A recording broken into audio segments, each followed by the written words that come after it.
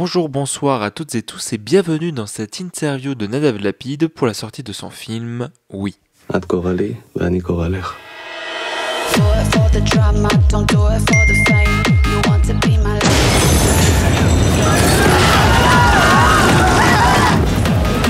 הנה הוא.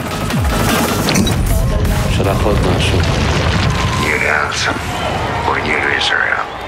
Le film a un ancrage très particulier avec la réalité puisqu'il se passe au lendemain des événements du 7 octobre du point de vue d'Israël. Alors on va suivre l'histoire d'un couple, à savoir Y et Jasmine, elle danseuse, lui musicien de jazz, qui, pour la construction d'une nouvelle Israël par un oligarque russe, va se voir confier une mission, c'est-à-dire mettre en musique le nouvel hymne national.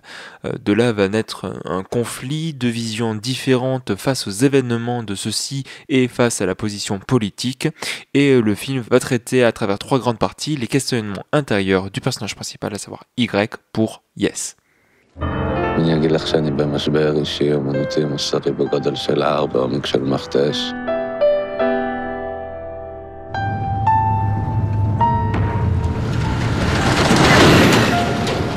ספרי מה היה ב7 באוקטובר. Oui, c'est un film que j'ai eu l'occasion de voir il y a quelques mois et qui pourtant me marque encore à l'heure actuelle, que ce soit des images, sa réalisation, le ressenti que j'ai pu avoir face au film. Et justement, cette question du ressenti est centrale dans notre discussion avec le réalisateur Nadav Lapid. C'est une discussion que j'ai pris beaucoup de plaisir à entretenir, d'autant plus qu'elle a été assez libre au niveau de la discussion. Ça a permis d'aborder beaucoup de points autour du film, donc évidemment la question du financement et de la difficulté du tournage, mais pas que, aussi au niveau de ses inspirations face à des mouvements artistiques comme l'impressionnisme, mais aussi d'autres collègues cinéastes qui peuvent l'inspirer, et bien évidemment par rapport à la question de qu'est-ce qu'un film, qu'est-ce qu'une vérité, que va dire, raconter le cinéaste et surtout comment. J'espère que l'interview vous plaira, mais juste avant, comme d'habitude, je dois faire quelques remerciements. Alors tout d'abord, bien évidemment, envers Nadav Lapid lui-même pour son temps et la réponse à nos questions. Je pense également le festival du Fifi Gros à Toulouse, grâce auquel j'ai pu avoir cette interview, et plus particulièrement Maxime. Évidemment, l'American Cosmographe, et plus particulièrement Jérémy qui a permis également cette rencontre. Et les films du Losange qui distribuent ce film qui vient de sortir tout juste aujourd'hui. J'espère en tout cas que l'interview vous plaira, qui vous donnera envie d'explorer le film plus en profondeur, ou en tout cas de le découvrir si ce n'est pas encore fait.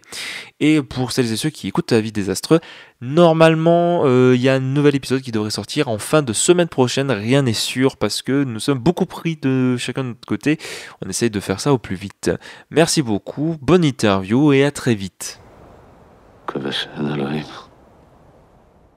Nadav Lapid, bonjour. Merci d'être aujourd'hui là pour cette interview. Vous venez présenter votre dernier film, Oui, dans le cadre du Fifi Gros. Quand on voit le film, qu'on voit le propos politique, on peut être surpris qu'il y a eu des boîtes de production israéliennes qui ont participé au financement. J'ai cru comprendre que vous avez dû un petit peu ruser pour essayer d'avoir ces financements. Comment ça s'est passé exactement ? Il y avait des coproducteurs israéliens, mais surtout il y avait un soutien d'un fonds israélien. Et c'est vrai qu'ils ont soutenu le film pas sur la base du scénario post 7 octobre, mais sur une première version.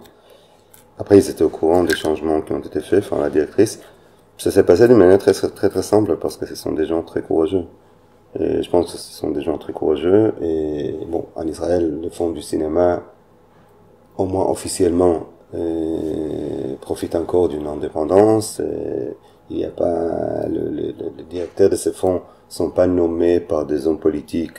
Ils travaillent pas sont pas des fonctionnaires dans quelconque ministère, ministère de la culture ou quelque chose comme ça.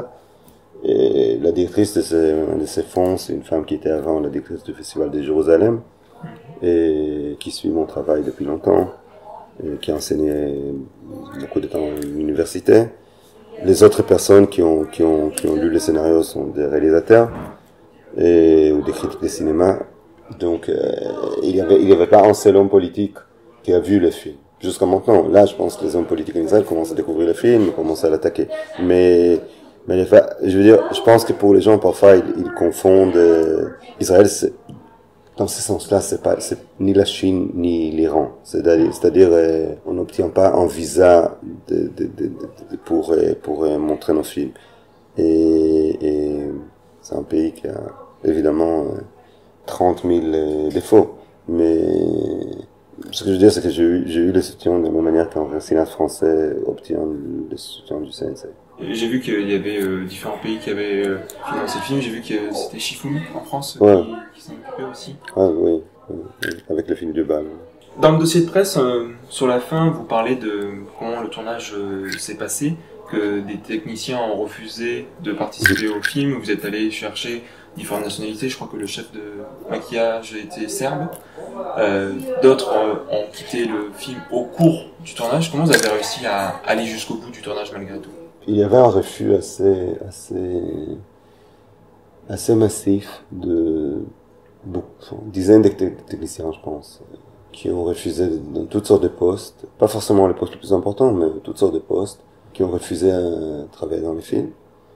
Et certains, à cause d'un désaccord, mais je pense que c'est même pas un désaccord avec les films, parce que très peu parmi eux, il y avait, mais très peu parmi eux ont lu les propos.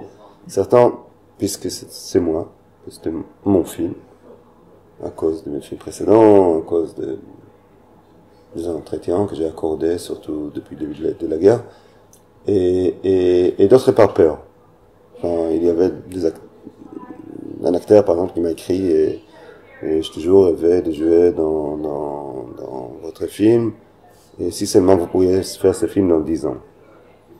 Donc il y avait ce qui caractérise. Pour moi, tout cela témoigne beaucoup plus d'Israël que de moi ou du film. Je pense que ce film n'est pas plus, c'est pas forcément 1000 fois plus polémique que les précédents, mais je pense que ça témoigne d'un pays qui sombre dans l'esprit autoritaire, où des gens comprennent plus qu'est-ce que c'est la liberté artistique, et d'autres savent qu'autour d'eux personne ne comprend ce que ça veut dire la liberté politique, donc ils ont peur. Ça crée évidemment une sorte une ambiance d'angoisse, parce qu'on avait peur de se faire dénoncer, je sais pas, au ministère de la Culture, on avait peur qu'on n'aura pas d'autorisation de filmer nulle part, etc., etc. Donc, du coup, on a commencé à limiter le numéro de combo sur le plateau pour qu'un figurant, par hasard, je ne sais pas, voit pas, entend pas une phrase qui n'est pas censée, et va poster ça ou je ne sais pas quoi. On faisait tout, zéro couvrage médiatique, il y avait toutes sortes de problèmes. Et chaque membre d'équipe qu'on a recruté, vraiment, même dans les postes les plus marginaux, en général, c'était après une longue discussion où on a examiné son profil Facebook, analysé ses positions. Finalement, ce que je peux dire, c'est que ça avait aussi l'effet opposé. C'est-à-dire que les gens qui ont fait ce film, ils les faisaient pas juste comme un travail. Enfin, ils les faisaient, c'est pas forcément qu'ils ont tous croyé aux propos politiques du film. D'ailleurs, moi-même, je ne sais pas exactement comment définir le propos politique du film, je pense. Mais mais je pense qu'ils croyaient à l'urgence et à la nécessité de faire un film dans un moment pareil. Et ils voulaient faire partie de cette urgence-là. Et donc, il était très, très courageux. Oui, c'est sûr. D'autant plus que votre film, si j'ai bien compris, en termes d'écriture, ça avait commencé au printemps 2023, et ensuite il y a eu les événements du 7 octobre, même si, de ce que j'ai pu comprendre, vous n'avez pas fait beaucoup de modifications par rapport à votre film, parce que votre objectif, c'était pas que de parler d'Israël, c'était un petit peu même au-delà. Oui, et oui, ça commençait déjà en 2022, la première réflexion, mais je pense que je pense que d'une certaine manière, heureusement que la guerre et le 7 octobre ont glissé à l'intérieur du film, et que c'est pas un film sur le 7 octobre et sur la guerre. Moi, j'ai très peu d'intérêt dans ce qu'on appelle les films au sujet. Et donc, j'aurais pas aimé faire un tel film. Mais je pense que Je pense que c'est pas seulement que ces films d'habitude sur le plan du cinéma sont très ennuyeux, parce qu'ils sont très schématiques et très axés vers, ils deviennent presque des articles, mais c'est aussi que je pense que paradoxalement ça éloigne le film de la vérité du sujet sur lequel il veut parler, parce que je pense que la seule manière de parler des choses, par exemple de la guerre, par exemple du génocide, par exemple 7 octobre, c'est à l'intérieur de la vie. Quand on isole un sujet, on fait un film sur un sujet, je pense qu'on fait une sorte de processus complètement artificiel qui nous éloigne d'une vérité. Et je pense que oui, c'est un film sur la vie en ce moment, la vie dans les mondes dans lesquels on vit tous. Et à l'intérieur de ça apparaissent la guerre, les atrocités, les massacres, etc., etc. Par rapport à cette idée de filmer la vie et donc à travers elle parler des événements, il y a quelque chose que j'ai trouvé intéressant, c'est que vous parlez de votre rapport avec l'impressionnisme dans le dossier de presse. Le film est découpé en 2 ou 3 parties, mais dans la première partie, cette exubérance, votre caméra est extrêmement mobile, elle va beaucoup suivre toutes ces scènes de danse. C'est un peu ça qui vous a inspiré, cet impressionnisme, cette manière de filmer du coup? Oui, je pense que ma grande inspiration, c'est de filmer des émotions ou des sensations ou des idées à la place de formes. De ne pas filmer des formes, mais de filmer... Parce que dans le cinéma, d'habitude, c'est qu'on fait... Qu'est-ce qu'on fait? On fait toute une séquence pour faire jaillir une idée, une émotion, un sentiment, etc. Moi, je vais aller filmer directement, et l'impression, directement, détacher la caméra de son côté froid et réaliste. Et évidemment, c'est beaucoup plus facile pour un peintre, puisque le pinceau qui est dans un film, parce que la caméra, elle a ses côtés, enfin, la caméra, elle montre ce qui est devant la caméra, on le voit. D'une certaine manière, il faut déjouer, saboter la caméra. Il faut désormais saboter, je pense, les démarches de la caméra. Il faut les subjectiviser, il faut l'arracher de la distance que la caméra prend par rapport aux éléments. C'est un peu la démarche qu'on peut retrouver dans du cinéma expérimental, par exemple. Par exemple. Moi, je pense que le pire danger qui arrive à n'importe quel réalisateur, c'est de devenir un fonctionnaire dans son film, un bureaucrate dans son film, et pas les créer, mais l'exécuter. Et parce que dans le cinéma, il y a beaucoup de bureaucratie, déjà pendant le tournage et tout, et puis moi je vois des films, et j'ai l'impression que 99% de ce que je vois sur l'écran, c'est de la bureaucratie. Champ contre champ, on dit ceci, on sort de la chambre. Oui. Et je pense que tu cherches toujours des amis, David Lynch par exemple, des amis qui te détacheront, qui t'aideront à te détacher de cette bureaucratie et te rappeler par exemple, que tout ce qu'un poignet d'une main humaine peut fabriquer est filmable. En tenant la caméra, est filmable. Pas juste panoramique, droit, gauche, Donc, de plus en plus, j'avoue que de moins en moins, je trouve ça dans les cinémas conventionnels. C'est ces amis. Et ces amis qui peuvent, je sais pas, virevolter un peu mes pensées. De plus en plus dans le cinéma expérimental. Oui, là comme ça, je pense à Harmony Korine. Alors j'ai pas vu son dernier, mais je sais que c'est une certaine expérience. Ou je suis un peu moins sensible à son cinéma, mais je sais que Zia Zanke, avec son dernier Les Feux Sauvages, je sais pas si vous l'avez vu, justement ose expérimenter vraiment la forme et... De toute façon, moi je comprends pas des réalisateurs qui c'est même pas une question d'oser d'expérimenter. Je pense que la définition d'être cinéaste, c'est de trouver la vérité de ce que vous voulez raconter, mais c'est la vérité d'un film. Et la vérité d'un film, c'est aussi la vérité d'une forme. Donc moi, j'arrive pas à comprendre tous ces cinéastes qui s'investissent, qui bossent pendant je sais pas combien d'années sur leur scénario pour les rendre les plus percutants, mais aussi les plus personnels, qui vont au plus intime. Et après, quand tu vois les films, t'as l'impression que le découpage a été fait par ChatGPT. Tu comprends pas comment tous ces films se ressemblent autant alors qu'ils parlent des choses extrêmement différentes et sur le contenu. Et au niveau du contenu, je pense que ça c'est... Ouais. Là, j'ai envie de rebondir sur quelque chose que vous disiez par rapport à la vérité d'un film, sans pour autant définir votre film sur cet aspect-là, mais il y a quelque chose qui m'a marqué durant le festival de Cannes, c'est que parmi les films que j'ai vus, il y a 4 films qui parlaient de la notion de système. Alors, je pense par exemple à Deux procureurs ou Dossier 137, où il y a un personnage qui veut changer ce système, mais celui-ci est tellement grand qu'il les écrase et il reste le même. Ou alors, comme votre film, du coup, oui, ou je pense aussi aux Aigles de la République, des personnages qui font un peu partie de ce système, qui sont pas forcément en accord, mais qui, pour un plaisir personnel ou par un peu lâcheté, ou vont rester vraiment très passifs et vont voir les choses sans vraiment agir. Est-ce que vous pensez qu'il y a une prise de conscience un peu plus forte à l'heure actuelle sur justement ces systèmes, ces gouvernements ou autres qui agissent sans que personne n'agisse par derrière? Je pense que, évidemment, nous, cinéastes, on est toujours un peu en retard. C'est-à-dire, je pense il y a peut-être une prise de conscience, mais ça arrive au moment où la résistance est devenue presque impossible. Et c'est pour cela, de cette manière que moi, j'ai choisi, en fait, de faire un film qui dit oui et pas un film qui dit non. Parce que je pense que la vérité du moment, c'est la soumission, c'est pas la résistance.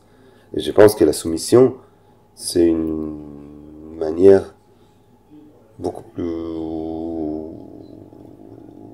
forte et vraie de parler, par exemple, du système. Parce que je pense que là, je parle littéralement, la meilleure manière de parler de la botte qui nous écrase, c'est en la léchant. Et je pense que c'est aussi la vérité du moment. Je pense que le cinéma a cultivé pendant des années, des héros qui disaient non. Je pense que tous les westerns sont basés sur des héros qui tournent leur dos au village et disent non. Et c'était pas par hasard, c'était vraiment, c'était le truc le plus charismatique, le plus sexy, le plus mais c'est plus le cas. C'est plus le cas. Et je pense dans la politique, dans la culture. Et les héros aujourd'hui sont plus, on est très loin de Che Guevara. Donc je pense que l'obligation du cinéma, pour moi, c'est de parler de ce moment actuel. Le cinéma a été inventé pour parler du présent. Pour parler du passé, et la littérature, c'est vachement mieux. Et je pense que l'incapacité de résister, l'inexistence de la résistance, et le fait que la résistance fait plus rêver les gens. Et l'adhésion, l'acceptation de quelque chose, s'intégrer à l'intérieur de quelque chose. Au pire cas, rester muet, mais pas crier contre. Je pense que ça c'est l'esprit du moment. La semaine qui a suivi les événements du 7 octobre, vous avez fait une interview pour le média Blast. L'interview se conclut sur cette notion de respecter le désespoir. Là, vous parlez aussi qu'il n'y a plus le héros qui dit non, il y a le héros qui dit oui. Y point, je sais plus comment on l'appelle. Vous dites c'est votre premier personnage principal passif. Est-ce que justement ces deux notions qui se rejoignent, la passivité et accepter le désespoir, le respecter? Tout à fait, oui, tout à fait. Je pense sur ce moment, sur cette scène où Y explique à son fils qu'il faut se soumettre. Enfin, l'apprend à se soumettre, que la vie sera vachement mieux et dans un état de résignation. Et je comprends ça. Je comprends. J'ai écrit, mais je comprends ça très bien parce que je pense que, encore une fois, qui veut, en plus, que son fils hérite ou qui veut empoisonner son fils avec un héritage d'une forme de Don Quichotte qui mène des combats perdus, qui a toujours l'esprit négatif, qui va toujours à l'encontre de quelque chose, qui exclut. Enfin, tu souhaites le mieux, par exemple, pour ton fils, donc tu veux qu'il profite de la vie, qu'il aime la vie, qu'il s'intègre dans ce monde, même si ce monde, c'est peut-être pas le monde auquel t'as rêvé. Mais bon, c'est le monde, c'est le seul monde qui existe. Donc tu vois qu'ils sont intégrés dans ce monde-là, mais dans cette résignation, il y a un désespoir, il y a une dépression. Et je pense que quand on voit Y, par exemple, dans la troisième partie du film, à la fin, c'est un mort vivant. C'est un mort vivant, parce que, paradoxalement, quand il s'est laissé aller, quand il est devenu une sorte de créature entièrement soumise, il a perdu toute sa vivacité, toute son âme. Oui, c'est un mort vivant. Jusqu'à son sang qui vient tacher l'hymne qu'il écrit. C'est ça. Tout part.